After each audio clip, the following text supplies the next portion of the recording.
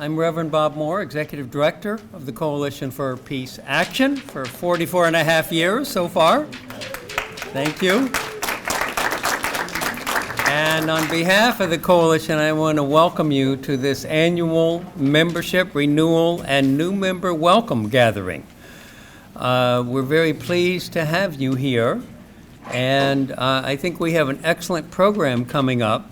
But before we get to that, I want to call on our board chair, Jeff Laurenti, to say a few things about the envelopes that were on your chair when you got in here. Jeff.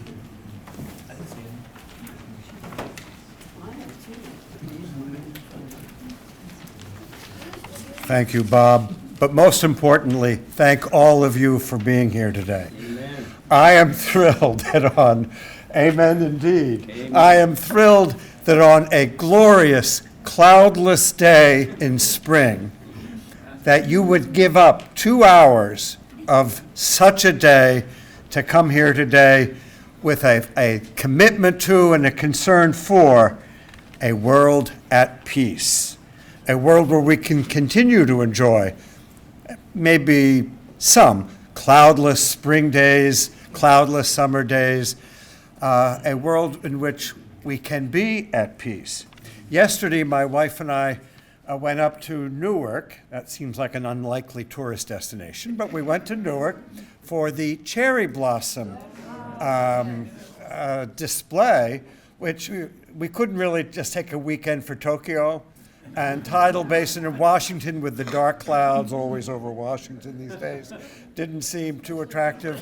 But it was stunning and it was gorgeous and it was a model, may I say, in terms of the crowds, huge crowds from every continent of a DEI vision of an American fabric woven of many, many strands. A living tableau that in a sense refutes the dark discourse of division that's come to pollute our national conversation. The discussion now of a warrior culture. The discussion of lethality, not legality, as guiding the operations of military force in this country. Of abandoning, quote, defense as the watchword of our military forces, and instead simply a Department of War. That we have in the space of 15 months had a lightning back to the back, not the future, back to the back before 1914. Indeed, these wars that we celebrate are now wars that some folks think we can start on our own. That is why our being here today, and to the extent that we have other similar groupings of citizens around the country who meet at places like this over this season, is so important, and why being members of this movement, being members of our coalition, is so important. We are thrilled to have our longtime members here. How many people here, raising your hands, have been members for over 5 years? Okay, but we also have new members here. New members, and I'd like to think that perhaps those dark clouds I was speaking of a moment ago may have been part of what have brought them into engagement with our coalition. If you are a new member, may I ask if you would raise your hands? Okay. And let me go through, applause first of all. And let me, and I'm going to have to keep asking you to raise your hand in a moment, to ask each of you in turn, as I call on you, to stand, tell us your name and where you live and maybe why you've made the decision that this $50 or whatever it is that's a membership matters to you. So, sir, front row. I'm Mike Clinton. I'm a professor at Winter Mercy University in Montgomery County, Pennsylvania. And I came at the invitation of my colleague from Georgia Gordon University, Scott Bennett, because both of us are friends and colleagues of David, and it was an opportunity to get involved at a time when people need to get involved. Thank you. And Jen, will you recognize? Thank you. You may remember in 1974, after the coup that overthrew the longtime semi-fascist Portuguese dictatorship, it was called the Revolution of the Carnations. Okay. And now, in the next row, I think it was Sam. Sam, did you have your hand up? Yeah. Sure. Hi, my name is Sam. Last name too, Sam. Chavla Rios. So my wife and I recently moved to Princeton, and we were doing kind of anti-war work when we were up in Rhode Island, and immediately connected to Coalition for Peace Action. But now, as of this year, have become more and more involved. So excited to do more with the group. Now, are you the wife? Please stand. More important, because the carnation that Jen is passing over to Sam is really for you. Right. And your name? I'm Michelle Chavla. Yeah, like Sam said, Sam is the nonviolence activist, and I support him. And you beat him over the head. I join him everywhere, so. Wonderful. Well, we are thrilled that you have joined us here today. Thank you. Now, was there someone else on this side of the room who had his or her hand? Oh, VJ. On your feet, VJ. Hi everyone, Vijay Mangnani. I'm a Princeton resident, have been on the distribution list of the Coalition of Peace Action for a while, and finally decided to take the leap and participate more actively. So glad to be here. Wonderful, and collect your carnation. Sir. I'm Charlie Ferguson. I'm from Plainfield, New Jersey. I've been to 4 No Kings rallies, including DC, here in Princeton, and I thought I ought to just pay for the privilege of adding one more voice to the groundswell. Whoa, thank you, Charlie.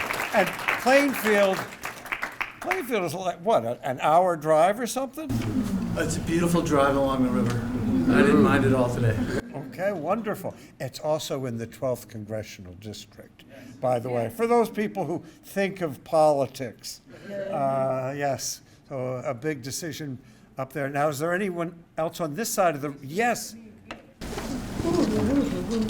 I was at the annual meeting last year, and this is a very big, miserable time. So the more voices shouting out what's occurring, the merrier. Your name? And can you shout out your name? My name, I almost forgot to do that. Lisa Brooklyn. Thank you, Lisa. And a carnation, Lisa. No. What, Charlie, you don't want your carnation? Oh.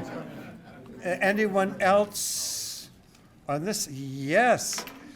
Please rise. Take up arms. Well, not exactly the metaphor. These arms. My name is Georgina Shanley. I live in Red Bank, and I'm a member or a volunteer leader with Amnesty International, coordinator for 30 years of the South Jersey chapter, and very involved with, obviously, with human rights in Palestine. And I was a member for many, many years with Peace Action and the Coalition for Peace and Justice with Norm Cohen. But I just figured I'd see what's happening here now. So I became a member, and here we are. Well, thank you very much, Georgine, and I hope that this flower will represent for you. I'm not sure it's fragrant. Is it fragrant? Did you spray it with something? Right. Right. Will convince you that at least in Princeton there is enough life to sustain a vigorous movement for peace. People will say Department of Peace is more urgent than a Department of War.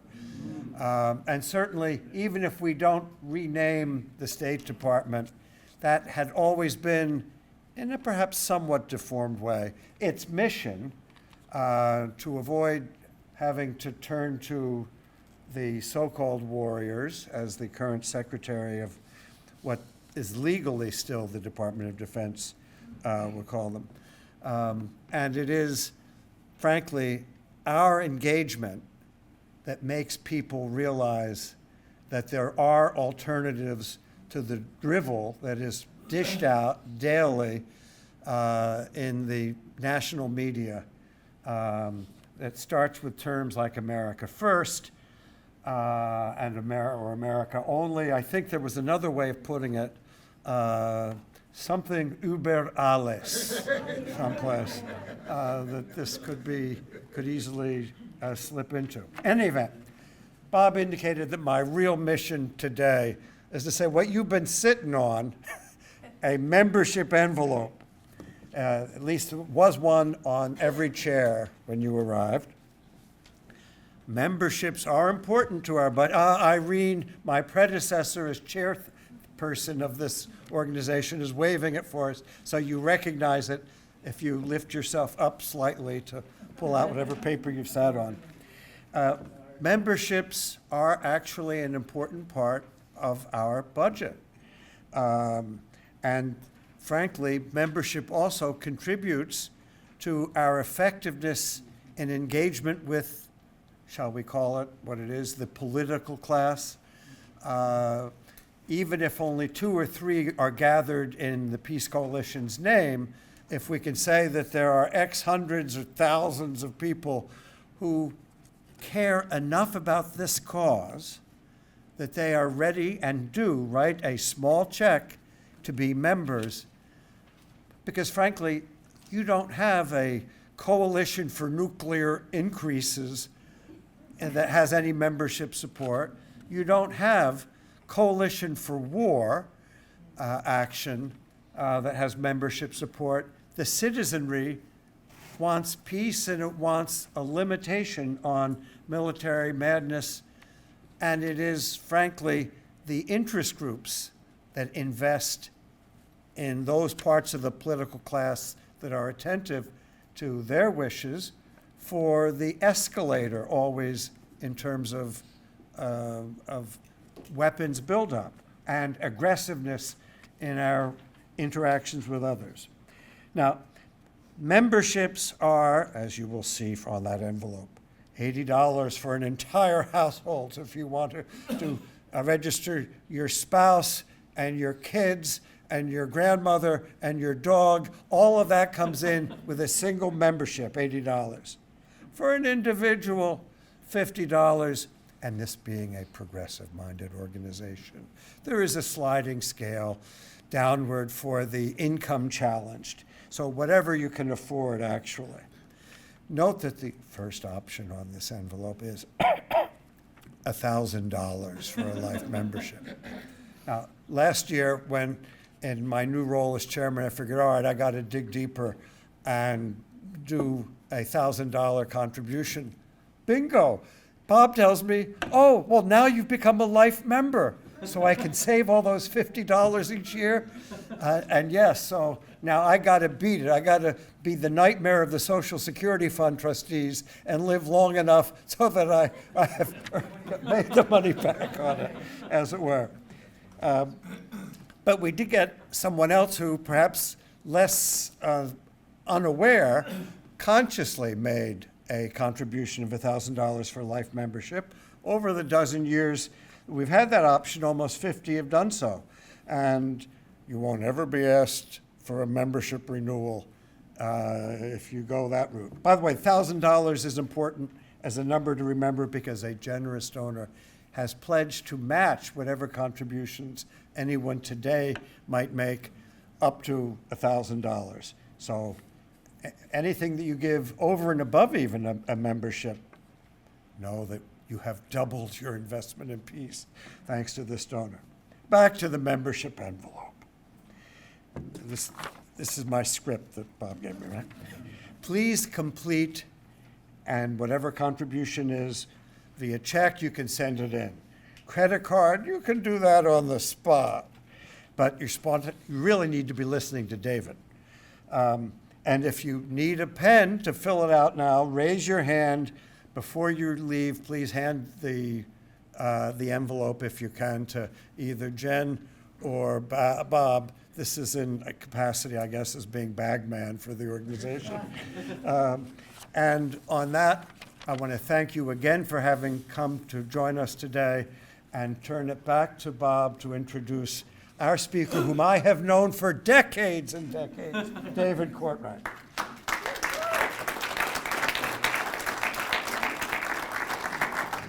Okay, and again, if you don't have a pen with you, you can fill out your form anytime while you're here.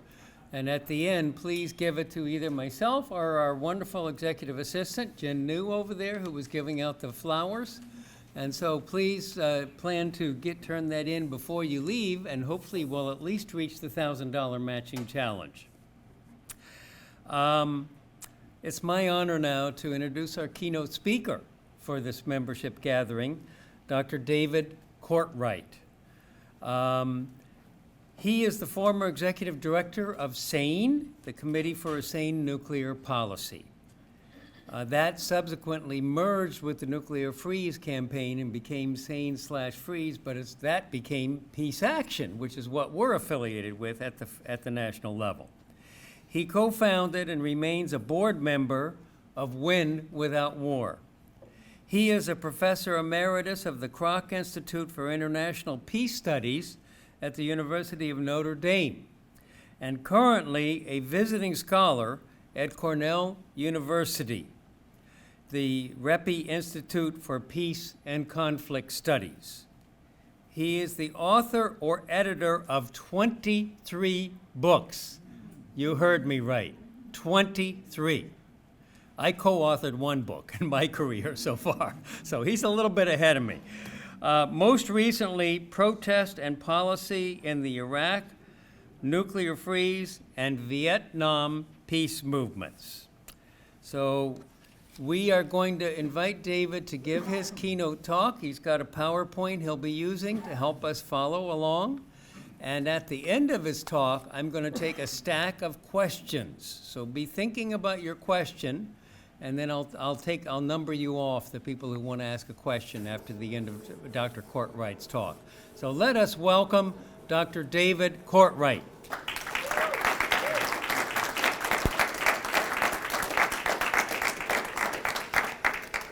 Wow, thank you so much. I'm so thrilled and happy to be here at Coalition for Peace Action, an organization that I've known and admired for many decades. I've been here to speak myself a few times, and it's just a thrill. This is really one of the very best local organizations in the country, I think, and you've always been able to really achieve tremendous success and mobilization of people. And I think that we need to pay tribute to the person who's been the director for so long. That earlier applause was nice, but we need a proper applause for our director, Bob Moore.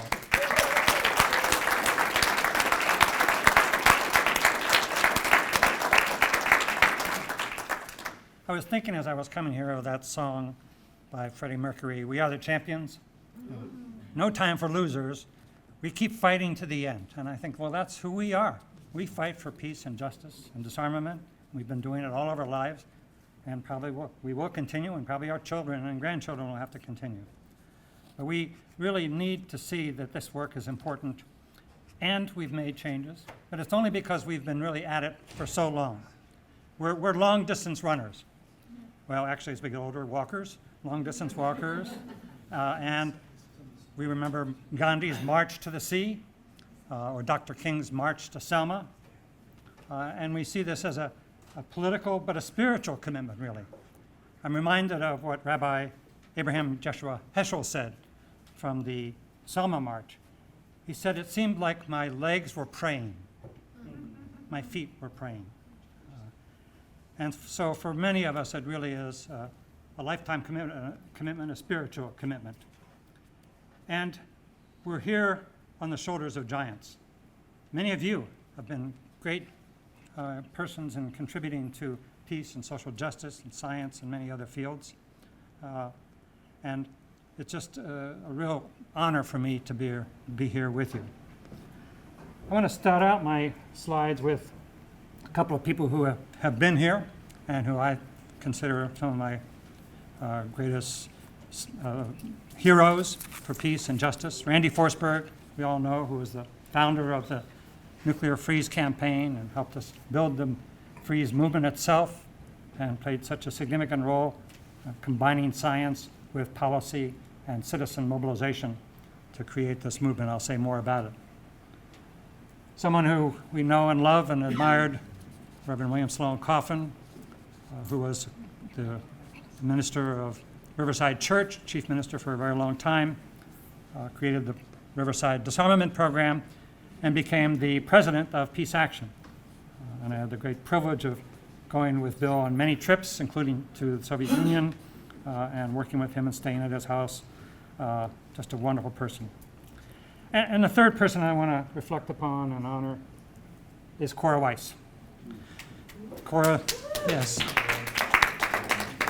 She just passed away a couple months ago with her beloved Peter, who died a few months before her. And she was the person who most inspired me and supported me in almost all of the peace work that I did. She was on the executive committee of SANE and was a constant supporter, critic, sometimes hard to get along with Cora. I think my distinction in the peace movement was I was one who really could get along with her very well, and I could take her criticisms and accept it and know that, you know, your critic is your best friend often. And she always said that she was my Jewish grandmother, and everyone should have a Jewish grandmother. And I was so grateful for that, and we really admired each other and worked together so well. And I think many of you know that the memorial service for Cora and Peter is coming up April 27 up in New York at the 92nd Street Y. And I think there's probably, it's a big auditorium, hopefully there's still seats available if you want to go. And there were many others we could honor and support, and I will as I'm going along here. But I want to get to my focus, which is to talk about our accomplishments as a movement. I mean, as a peace historian, what else would you expect from me but a little bit of a review of what we've accomplished and why and how. And then, of course, we all need to talk about the Iran war and the arms race that has emerged now and how we're going to try to resist it. And through all of this, my thesis, my core argument, and it's familiar to those of you who know my work, is that change for justice and peace and disarmament will only come from the bottom up. It comes from grassroots mobilization, from exactly the kind of work that we do here at Peace Action. We're not going to get change from Washington, certainly not with this bunch in Washington. It's going to be from the citizenry, as Jeff was saying. So we can really begin to build through that local action, and it's made a difference, as I'll say in a moment.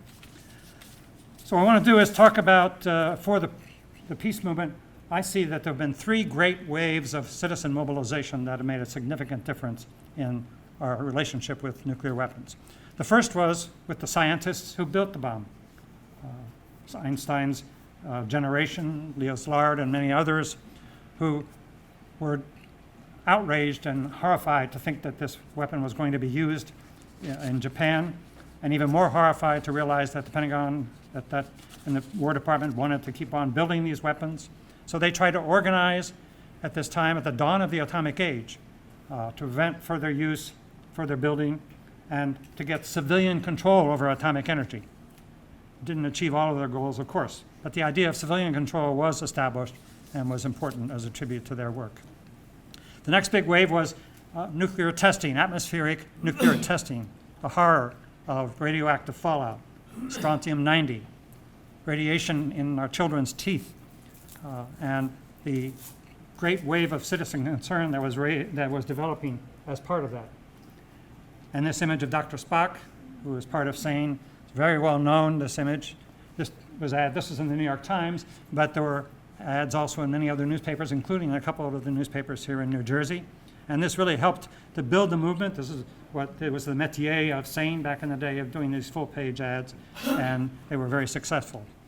And this was the time when SANE was founded, Women's Strike for Peace, Council for a Livable World, and in the UK, Campaign for Nuclear Disarmament, a worldwide mobilization against atomic testing. And it led to the negotiations between Kennedy and Khrushchev. And Norman Cousins, I think many of you know this history, Norman Cousins, who was one of the founders of SANE, he knew Kennedy and developed a relationship with Khrushchev, and he was sort of a go-between. We'd go back and forth and try to figure out what would be possible as an agreement to stop atmospheric nuclear testing. And they succeeded in the 1963 Partial Test Ban Treaty, a result of mobilization by citizens. Remember the Women's Strike for Peace with the baby carriages in front of the White House and many other protests, and the letters and the telegrams that went into the White House. So it was a significant achievement.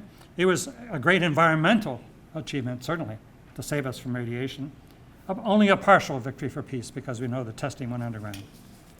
And the arms race continued, and this leads to our third phase, the nuclear freeze movement, in which many of us were directly involved, which emerged in the late 70s and early 80s, and a time of incredible, utter insanity when we think back of 50,000 or more nuclear weapons, the increase on both sides, out of control, and the fear that we all had of nuclear weapons was palpable. It was a moment of great nuclear fear, and not paranoia, genuine understanding of the nuclear threat. And out of that came citizen initiatives. Randy Forsberg was the author intellectually, but groups like Fellowship of Reconciliation, American Friends Service Committee, and others came together to begin to develop this idea of a nuclear freeze. Let's call for a mutual, verifiable halt to nuclear testing and production and deployment on both sides. So the idea got out there. The Trap Rock Peace Center in Western Mass had this idea, let's put it on the ballot. And as you know, it won, and in counties and state districts that Reagan had won, and it really created a sensation. And then that began the real momentum of the nuclear freeze movement. Ultimately, there were 10 states where the freeze was on the ballot, including New Jersey. It won overall by 60% across the country. 18 million people voted on the freeze that year. And then in dozens, hundreds of cities, Philadelphia, DC, many others, where it won by very large margins. So you had a wave of public appeal for the freeze, stop the arms race. And there were many actors in this movement. I think one of the most important, the religious community. And the U.S. Catholic bishops played a big role is the freeze movement. This is an important book by Henry Marr, by the way. It's recent, and I did a review of it. It's a good recent study of the freeze. The June 12 rally. Many of us were there. How many of you were at the June 12 rally? A few hands are up. Yep. Cora was one of the key organizers. I remember when we first began to think about this, she invited us to her home and to sit around her kitchen table, where she says many of the great mobilizations for peace began at that kitchen table. And I remember she said, we're going to bring 1 million people to New York for the second special session of the UN special session for disarmament at the UN. So I remember saying, Cora, shouldn't we have a little bit more realistic goals as we start off? No, we're going to have 1 million people. And it ended up being the case. And again, it was a movement with many different actors, and the faith community, especially the Catholic bishops, this pastoral letter, we remember that in 1983. The Catholic bishops are a relatively conservative bunch, right? Very anti-communist. And when they came out with this statement, there was no way that the administration could blame it on a bunch of lefty activists. And it was decisive. And almost every other religious denomination and our friends in the Jewish community also issued statements. We had significant participation and mobilization from the physicians for social responsibility, and many others, the scientists, Union of Concerned Scientists, and others. It was really a nationwide mobilization. And we had many legislative fights for the freeze resolution itself. The MX missile, we stopped the momentum of the MX missile and cut it in 1/4 size. And then the test ban campaign, I'll say more about that. But overall, this was a significant shift in public opinion. Every poll that was taken about the freeze showed 70% or more support. And the study that I've done and that Henry Marr and others have now validated, it's clear that the Reagan administration, which came in as a fire-breathing anti-communist military buildup, nuclear buildup all the way, a few years later was starting to talk about negotiation and peace and trying to engage with the Soviet Union. We changed the political climate, and Reagan adjusted his sails and began to go with the wind. And so when he ran for re-election in '84, Randy Keeler, who was the director of the Freeze campaign, said very wisely, the Ronald Reagan who was elected in 1984 was very different from the one who came to office in 1980, promising peace and arms control. And we were able to change that rhetoric and gradually change it with policy as well through a lot of these legislative campaigns. And then great, wonderful event of history, a serendipity of history, the Soviet leadership elects Gorbachev, and we have a reformer able to join with a now supposedly arms control president, and we came to see the agreements of the end of the Cold War, 80% or more reduction in strategic nuclear weapons. One of the campaigns of the day that I want to just end with in my little history lesson here is the campaign for a test ban. As we were doing legislative fights in the 80s with Ed Markey and Senator Kennedy and others as our legislative champions, we had the freeze resolution, but it was vague and it was non-binding. So we hit upon the idea of let's go after nuclear testing itself. Let's try to cut off funding for nuclear testing. And then Gorbachev said that he was going to have a moratorium, a one-year moratorium in the Soviet Union to mark the 40th anniversary of the bombing of Hiroshima. We seized upon that opportunity, SANE and Nuclear Freeze and the other groups, and we got 1 million signatures together.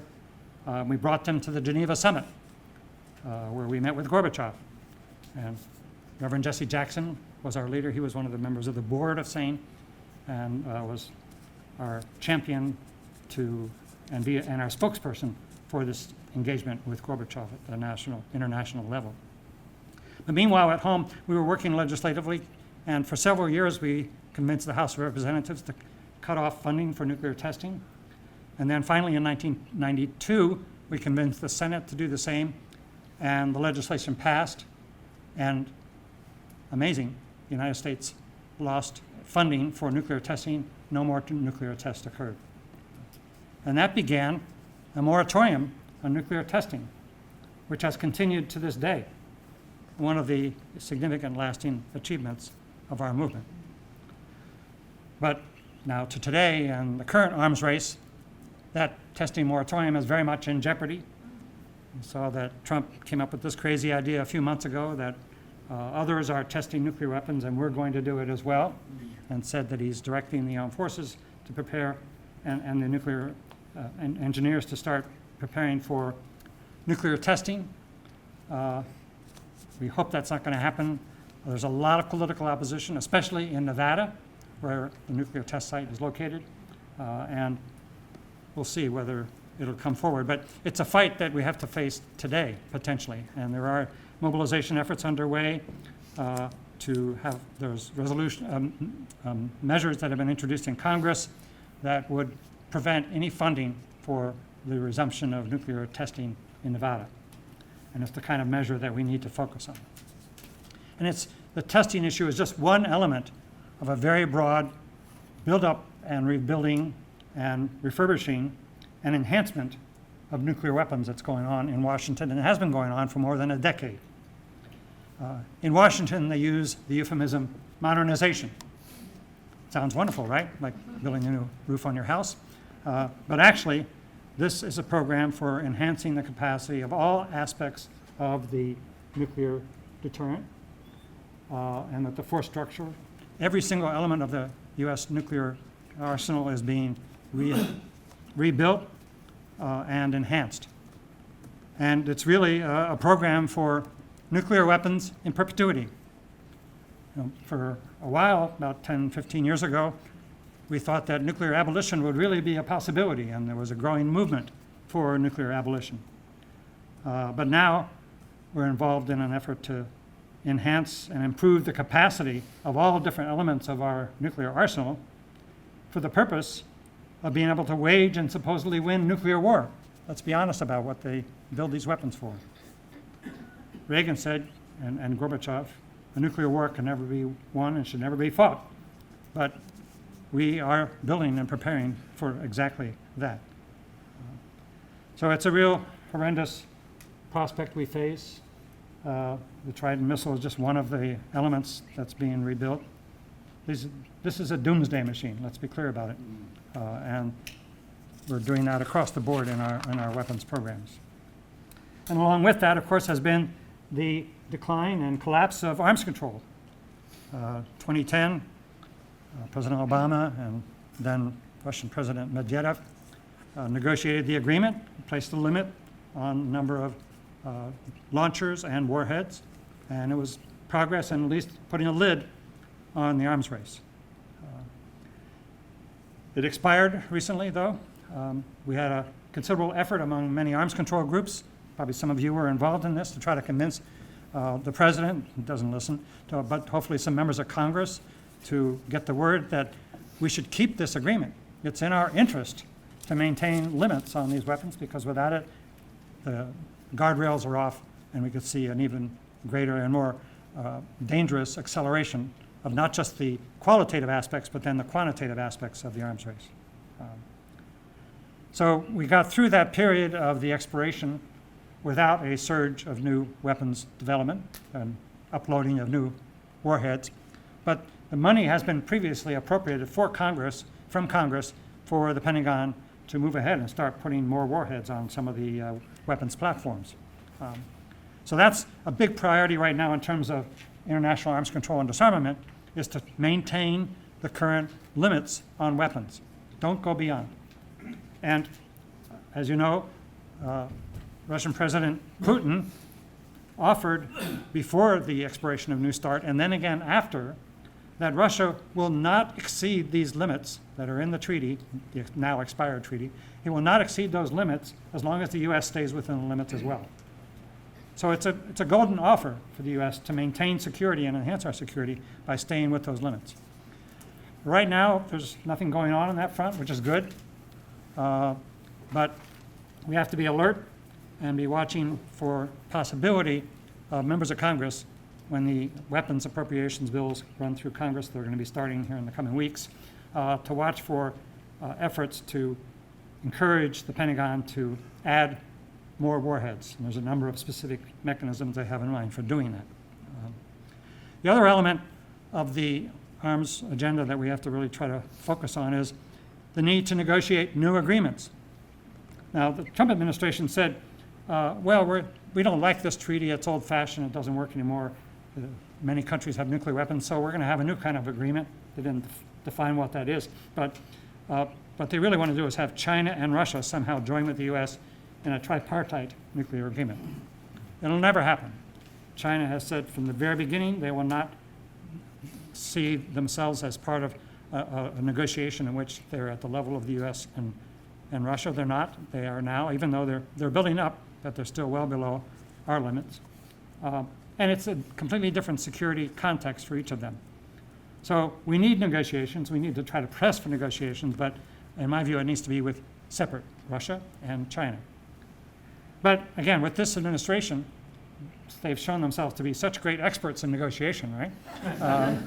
That we don't want to trust them with anything like this. And they're not interested, and they fired most of the people who have the competence for doing this. But it is on our agenda, and we have to keep it on agenda, and hopefully I'll come to this momentarily. We'll have opportunities to begin to change the climate in a way that will weaken Trump and provide some rational voices to come forward on some of the issues we care about. So one of the things that emerged from this period of the expiration of New START and concern about the accelerating arms race is a new call to halt and reverse the nuclear arms race.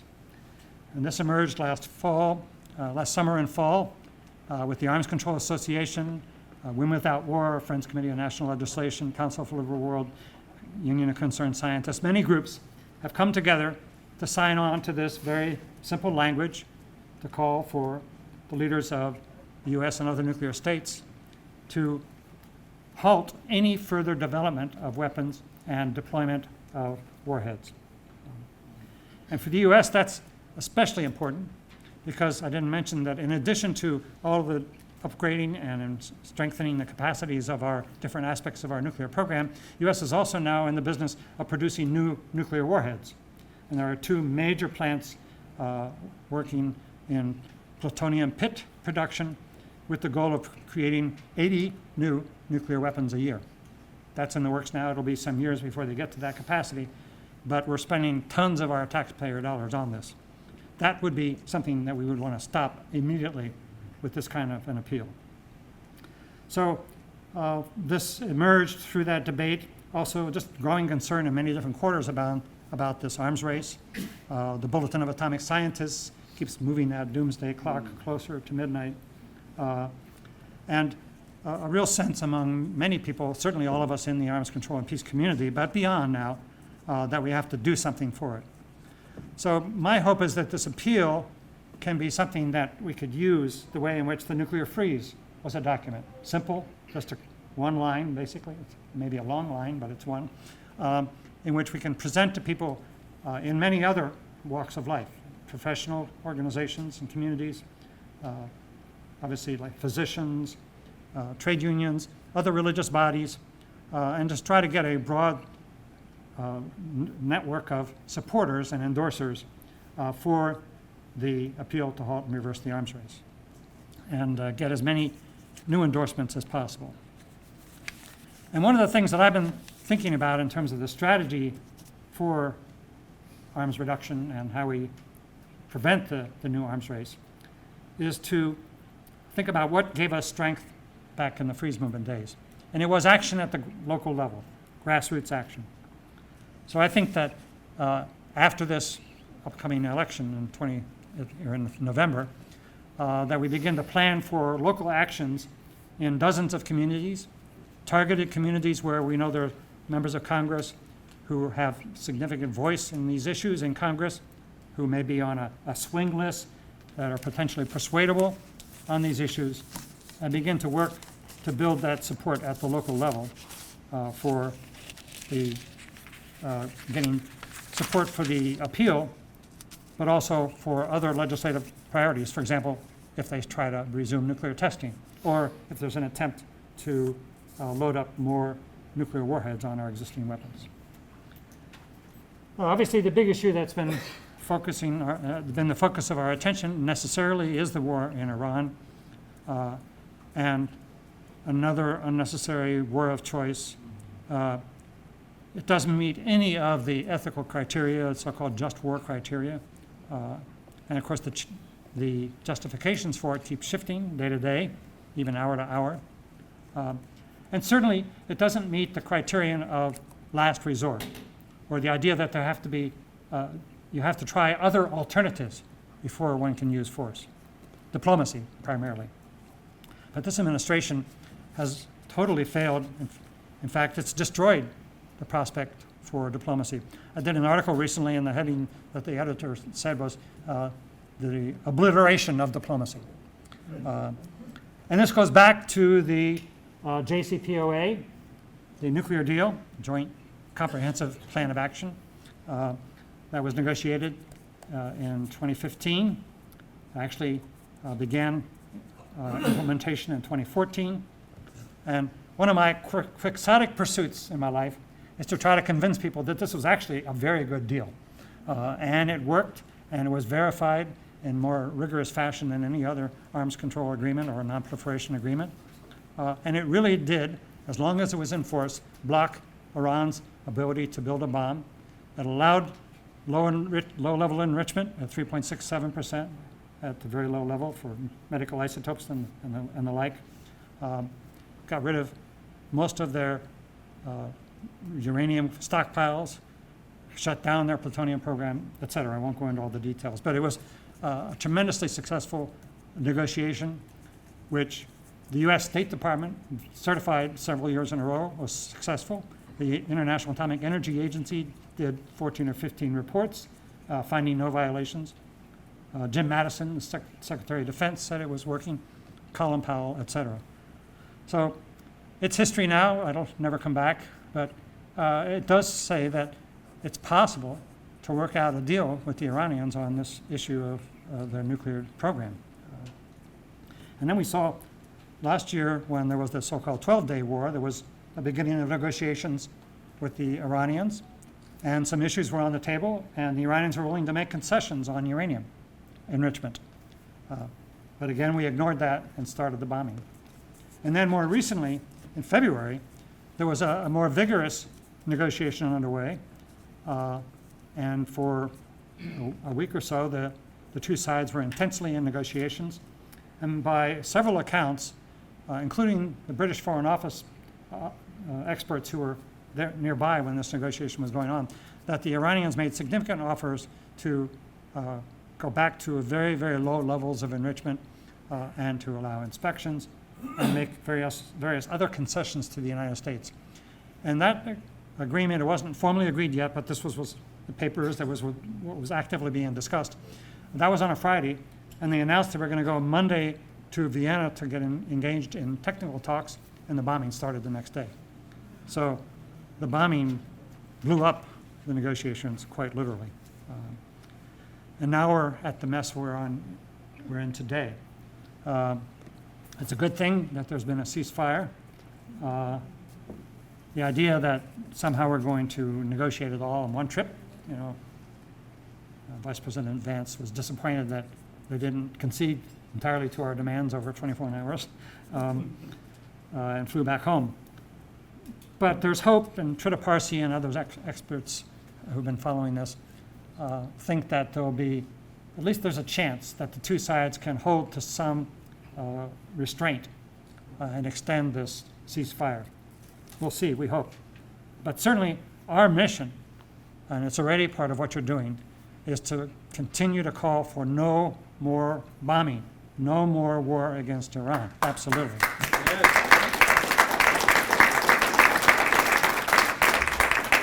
No matter what we do, war and bombing in this case is absolutely not justified and is illegal by every measure. And so we'll keep that up, keep pressing, and you can't predict what this president will do, but if we can prevent any further bombing, we'll at least hold open the possibility of an agreement between the two sides. And it's really not that complicated. The Iranians, my guess is, will accept some agreement on the Straits of Hormuz as long as they have some sense of security, that they're not going to be bombed the next day by the US and Israel. It's very complicated, but our job, as I say, is to make sure the US doesn't bomb further. But the other big challenge are the war appropriations. People call it a new defense request. No, it's a war appropriation. This war is costing more than $2 billion a day. They're coming in with a new appropriation. Initially, they said it would be $200 billion. They may be changing the numbers. We'll see what it ends up being. But we have to go all out to stop this and prevent it from being passed. And it comes on top of a previous $500 billion increase for a defense budget, a war budget that is higher than it's ever been. It's twice as high as it was during the Vietnam War, calculating for inflation. So it's something that we really need to focus on, stopping these war appropriations. And I think there's a chance. We see some of the Democrats are critical of this, and let's keep their feet to the fire and continue to raise this. Not a penny for this war that was Trump's entire idea, his own crazy idea that's got us all in trouble, and we're not going to pay for it. And while we're doing that, though, I think we need to put pressure on Israel. It's clear that Netanyahu somehow managed to persuade Trump that this was a great idea. And there is legislation in Congress, Peace Action and other groups are supporting, to halt the supply of weapons to Israel for use in these wars. I think it's an important measure. It's a long way from being passed, but if we don't push it, no one will, and we need to really get it out there. And we need to make sure we battle against those who call this anti-Semitism. That's complete crap. We support Israel, we love Israel, and we want Israel to succeed, and it's not going to succeed as a war-making state. And we're going to, we need some need some tough love for our friends in Israel and to stop these wars. And there's a lot of Israeli citizens, I think, who would agree with us. So we need a mobilizing agenda to work on. Here's a picture of the CFPA when it was negotiated. But we need a mobilizing agenda that works in the climate that we now have with the No Kings mobilization. I'm sure most of you have been to these rallies. They are really amazing. Never had anything like this in American history. Now, the latest round was about 8 million people in 3,000 locations. I was visiting in Pittsburgh at the time, so I went to two of them. I went to the rally downtown, about 15 to 20,000 people in front of the city county building, and then there were more than 3,000 people up in Mount Lebanon, and there were like 5 or 6 other protests around the urban area. Very powerful. And previously, the No Kings agenda has been focused on saving democracy, preventing the further cuts in social science, social programs and scientific research programs, definitely necessary and appropriate objectives. But now we see that the war and the military budget, the arms budget, has been brought into the agenda. At all of the rallies that I went to, the 2 rallies, stopping the war in Iran was a high priority. So I think continuing to work with the No Kings mobilizing is a critically important aspect. And I think a big part of that is to mobilize in the coming elections. I know at Peace Action you don't need to be told this, you're doing great work already. Get to those candidates, brief them, interview them. If they're not coming forward on the positions we want, then we maybe vigil and protest as necessary. But we need to be 100% engaged in the electoral debates that are coming up. Because we really have a chance, I think, if you look at all the side elections, the local elections that have been held, almost all of them are going against the MAGA position, against Trump's allies. And there's a real good prospect if we can continue this momentum, hopefully build on it through November, just the next 6 months, we can elect a House of Representatives at least that will be much more amenable to the Democratic side to the peace and justice position. So there's nothing more important for us politically in terms of electorally and our donations, whatever we can do to be engaged to defeat the candidates who have been supporting Trump in this period and to shift the House of Representatives, maybe the Senate too. And if we can do that, that will put a significant block on Trump's policies and give us much greater opportunity for trying to achieve other aspects of our agenda, which I've gone through, try to get something like the appeal for reversing and halting the arms race, stop any further building of nuclear weapons and uploading of new warheads. And while we're doing that, building alliances with the religious communities, the scientific communities, professional groups, so we broaden our coalition and learn lessons from other great movements. You know, the No Kings movement is already a mass coalition. So maintaining close alliance with that coalition, with all those people who are mobilizing, while we reach out with our specific appeal to halt and reverse, I think is an important strategy for us. And lastly, I think we need to keep in mind the goal of abolition of nuclear weapons. As I mentioned, 10, 15 years ago, it seemed like it was really a possibility. I wrote a book about it. Many wrote books about it. Great reports were issued. And we know it's possible to systematically reduce nuclear weapons down to zero and build systems of verification and strengthening of our monitoring at the IAEA and other mechanisms.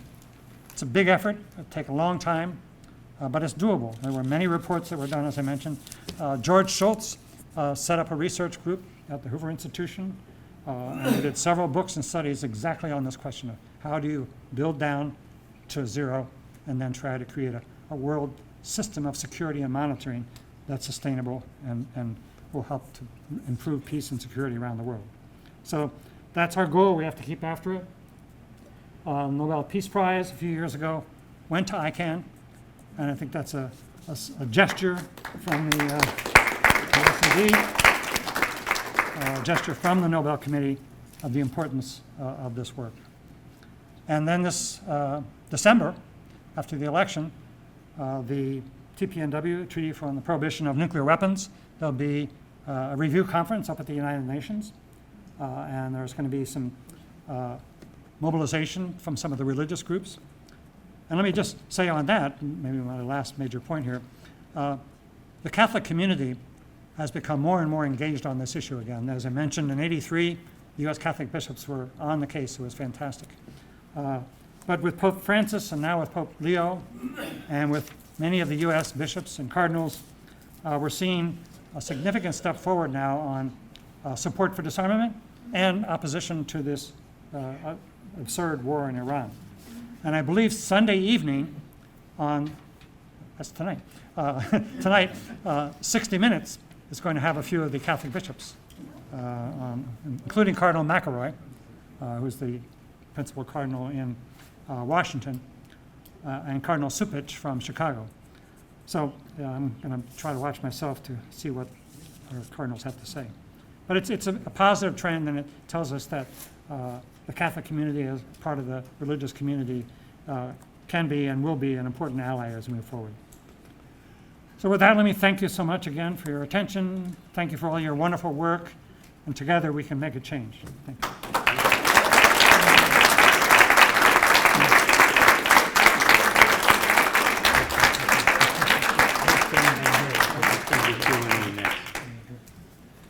Thank you so much, Dr. Courtwright. That was very enlightening and thorough, an excellent overview. And as I said, we're going to take some questions and answers now. And we're going to do that in an orderly way. Jeff Laurenti, our board chair, I know wants to ask a question, but so he's number one. Who's going to be number two? Raise your hand. 2, 3, 4, 5. Anyone else beyond 5 questions? Oh, 6. Is there 1 or 2 in there? It was just Kip, I think. All right, so 6. I got 6 questioners so far. We may have time to do a little bit more, but let's go ahead and tackle those first 6 questions. Jeff. All right, starting. Thank you very much, David, for an illuminating presentation. You made reference to the Treaty for the Prohibition of Nuclear Weapons, and during those negotiations, all of the nuclear powers absented themselves, were not part of it, and most of our Western NATO allies, when we still viewed them as our allies and not simply as doormats, also held back, and none has actually ratified it among NATO allies.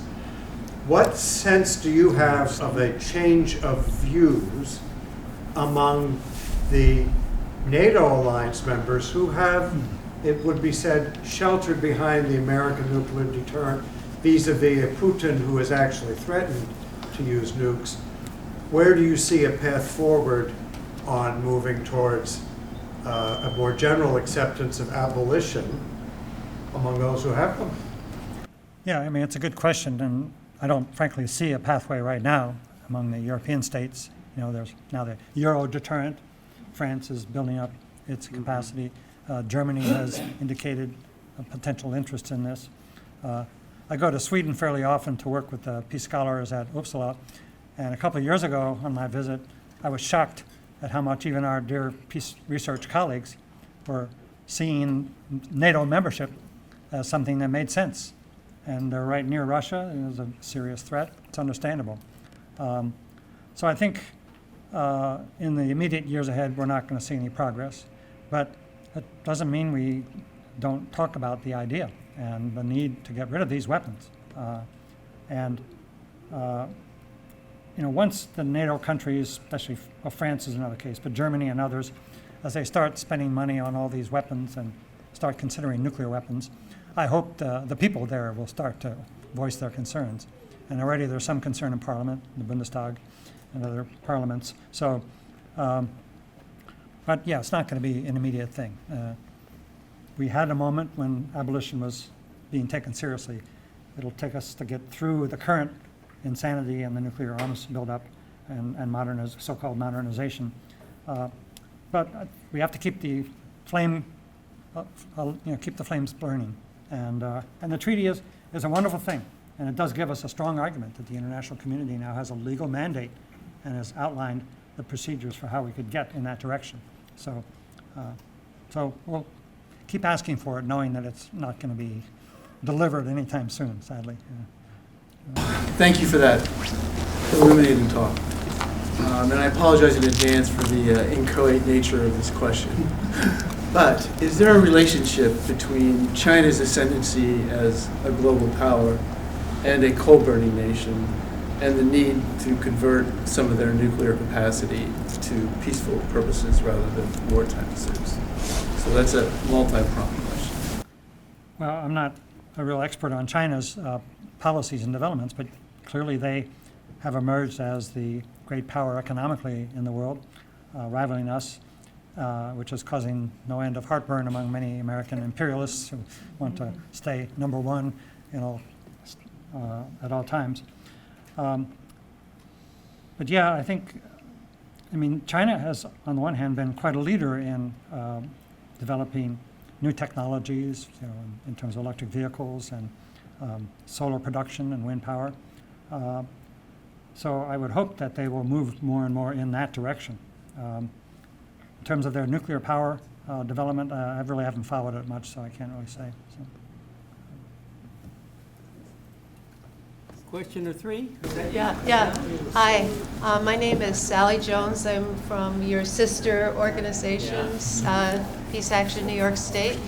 The last week in April, there's the preparatory conference for the Non-Proliferation Treaty. With all the stuff going on, there will be some street actions on the 26th, that's a Sunday, at 10 o'clock at the library steps, the main library steps. Everybody's welcome to come. And then another street action on the Wednesday in the early morning as people heading in. But what can be the message? Is there any, the NPT were also disillusioned by whatever the NPT could accomplish on the streets. What could be our message? Is there anything we can really shout and scream? We're going to be in front of the U.S. mission, but what on that Wednesday? But what can we shout and scream at these people who aren't doing anything to roll back, this nuclear threat? Yeah, it's a good point, and I noticed that the memorial for Peter and Cora Weiss is scheduled to overlap with the NPT review conference. I don't think that's accidental, because there's a major concern of both of them, so I'll be there for some of those actions. I haven't followed the NPT review process, but there are a lot of governments in the UN system that do support disarmament and nonproliferation. And I know that there are resolutions that are being drafted in some of the sub-working groups within the NPT system. On the other hand, there's a real fear that maybe the U.S. will walk out or not support it at all. So I think what's realistically is important to hold on to the NPT process, see if we can get resolutions that would come from the body that would try to renew the commitment to the treaty. And maybe in a way this relates to what I was saying about negotiation and diplomacy. That the JCPOA was an exemplary example of diplomacy for nonproliferation. And the UN did play a role in that process, and then it took the measure of lifting sanctions. So the UN sort of owns that, and I hope we could bring that back as an example for the UN to support.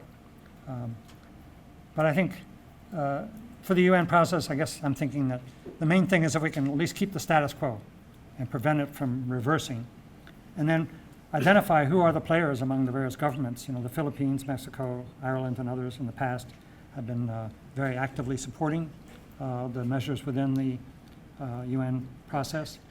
So I haven't followed what they're doing on this round, but it's important to keep with them and support that effort and try not to get drowned out by the criticism from the White House.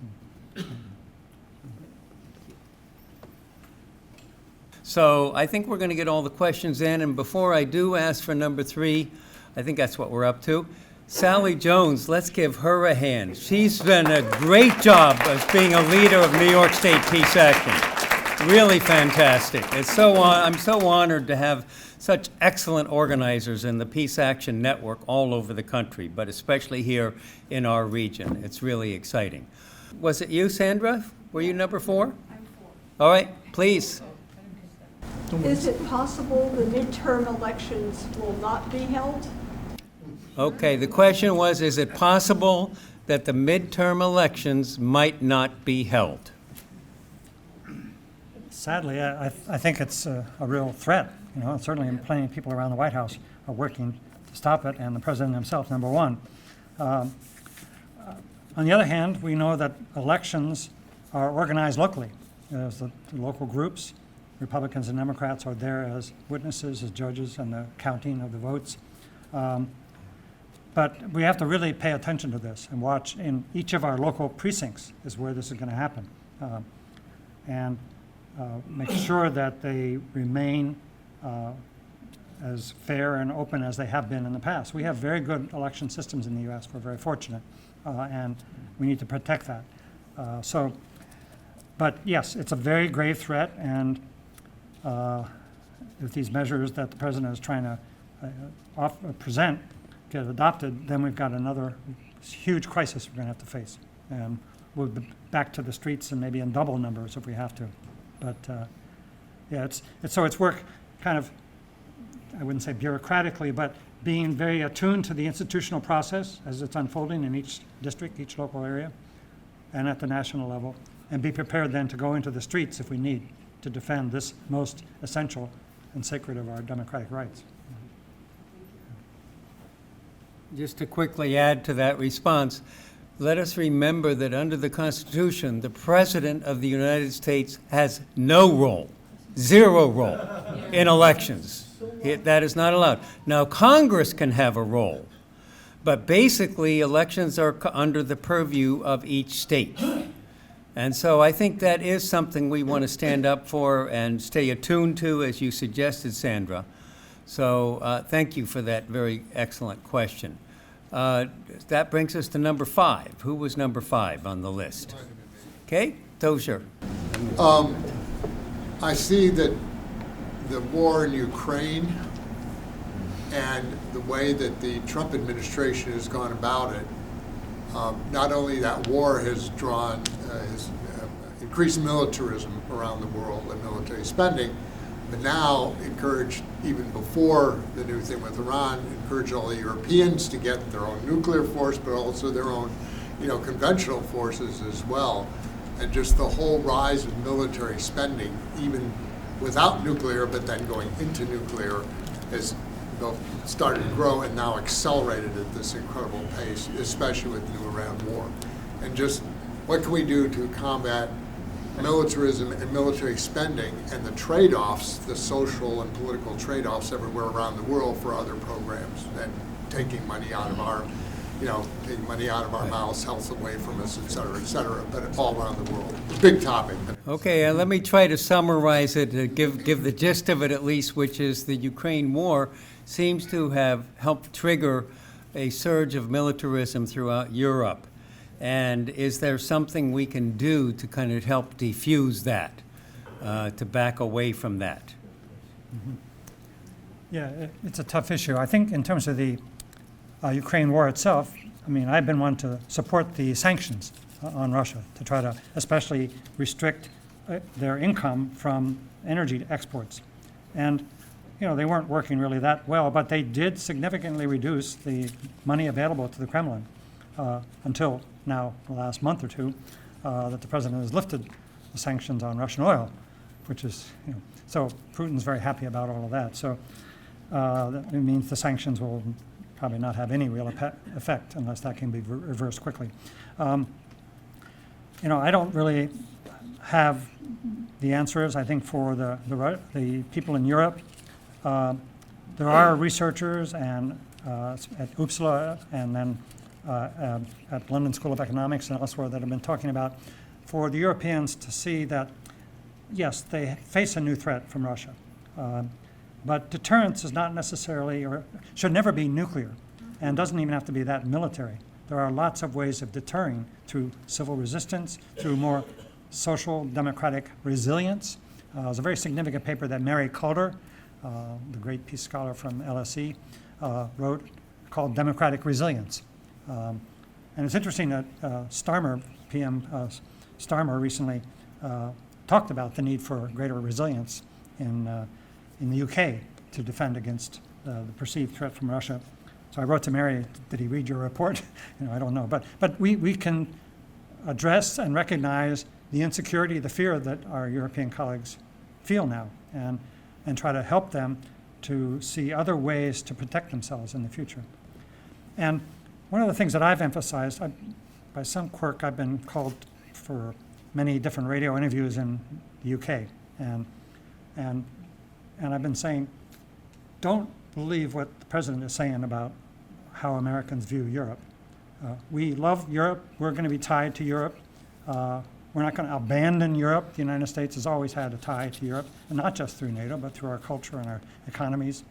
And kind of what little I can do to reassure them that we in the United States certainly are not like Trump, and we're not going to abandon Europe or get out of NATO or whatever. I'm not a great fan of NATO, but while we have it, to abandon it now would be, I think, a catastrophic security mistake.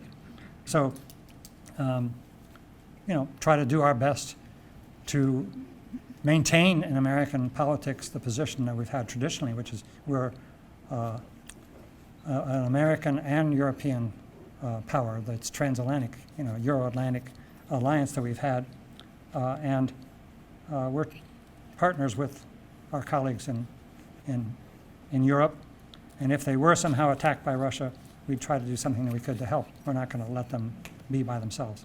Because that sense, they're listening to what Trump has said and what Vance and others have said, and they say, well, the U.S. has checked out, so we're on our own. And it's a frightening prospect for many, I understand. But the idea that they're not alone. We are their allies. We always have been, and we will be. So that's my view of it.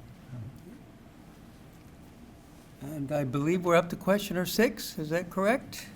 David, and why don't you say who you are and where you're from?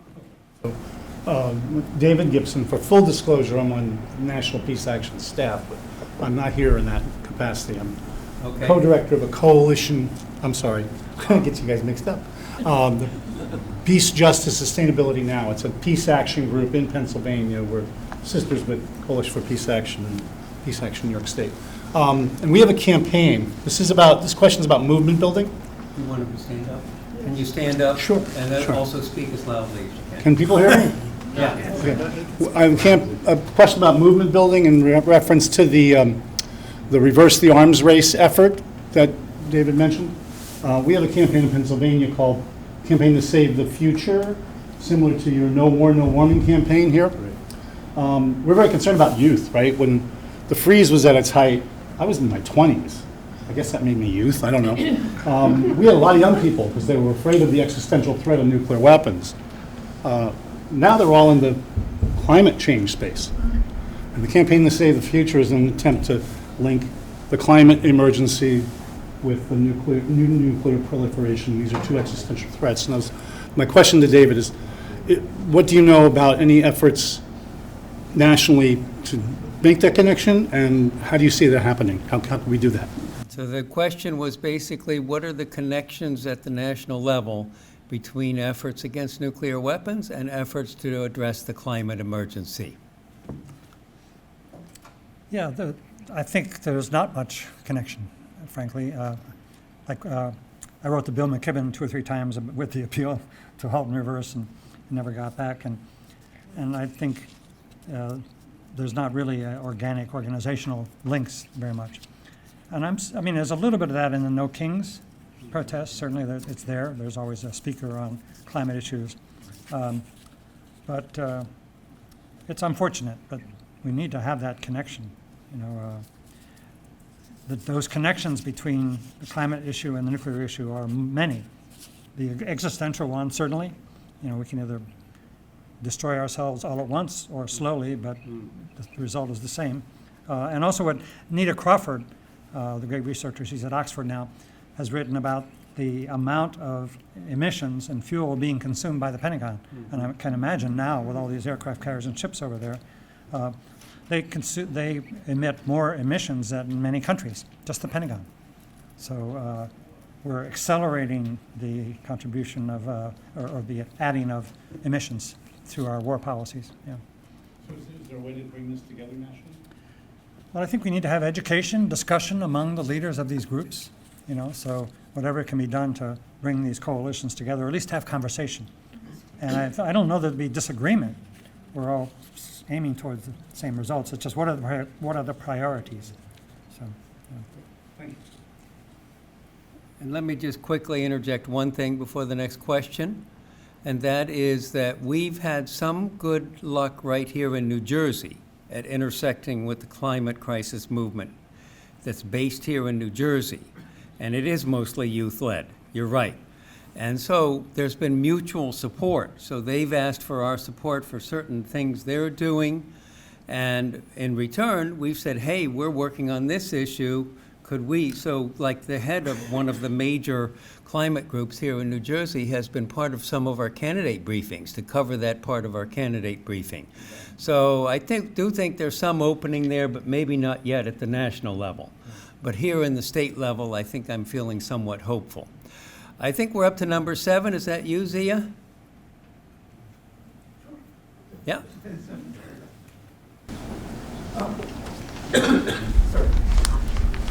Thank you, David. An observation and a question, if I might. probably they want you to speak louder because they can't. An observation and a question, if I might. Since you weren't introduced this way, I should let folks know that, if I remember correctly, David has been doing political activism since the late 60s when he was part of the anti-Vietnam War GI movement. And when I was thinking about that you were going to be here, etc., it turned out that in the mail at the same time, I got this new book, which is a collection of a posthumous collection of Dan Ellsberg's unpublished writings. So his wife Patricia sent this to me. And, I commend it to all of you. It's an amazing set of reflections by Dan over his life, and to get to my point, the changing nature of American society.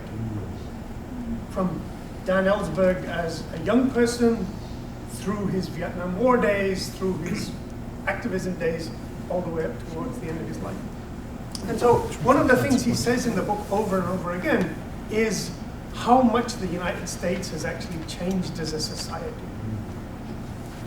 And I'm just wondering that based on your, more than 5 decades now of political activism, the strategies that you're talking about, some of which borrow from enduring and continuing institutional structures, don't seem to capture this kind of profound change that has actually taken place in who people think they are and what they think is okay to say and to do.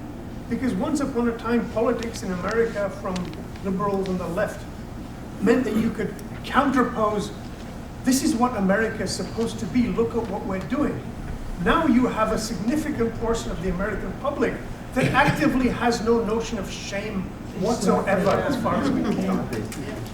So my question is that not just the limitations we've seen of the Republican Party in fulfilling its assumed role, but the larger question of the crisis of American society and American political culture. What does that tell us about what we can and can't do in terms of the strategies that we're talking about? Well, it's a tough question. I can't say that I have much connection to the very young. I have my grandchildren, and they're on their social media, and they tell me about all the shows that I never heard or songs I've never seen or heard. But when I see the reaction of Americans today to the Iran war, I see a very strong reaction among Republicans as well. This is a crazy thing, and why are we doing this? And why are we paying all this, $1 more per gallon for gas, and all the other economic impacts that are coming in? So I don't see that is something that's specific to particular generations. When you're being abused, when there's an unjust war, people will speak out, as they did during the Iraq War. And also I think that the No Kings protests, 7-8 million people, that's a lot of mobilization. And granted, probably the age group, the demographic is higher, but But as I said, at least what I saw in Pittsburgh, it was a lot of young people in that crowd. Yeah, we need to be attentive. Social media is so important. We have to figure out ways to communicate in tools that I don't know anything about, so I always try to get the youngest person I can find to help me with that. But you know, there's a lot going on there in these platforms, and potentially can be beneficial for us to figure out how to communicate differently.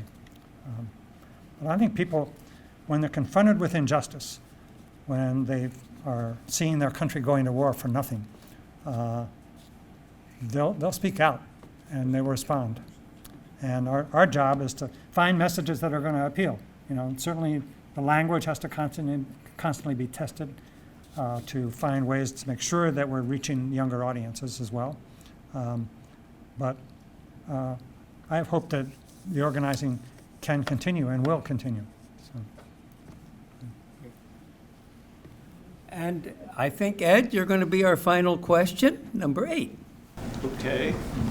Well, I want to follow back on to what David was raising about the groups that we've been working with. One of the things that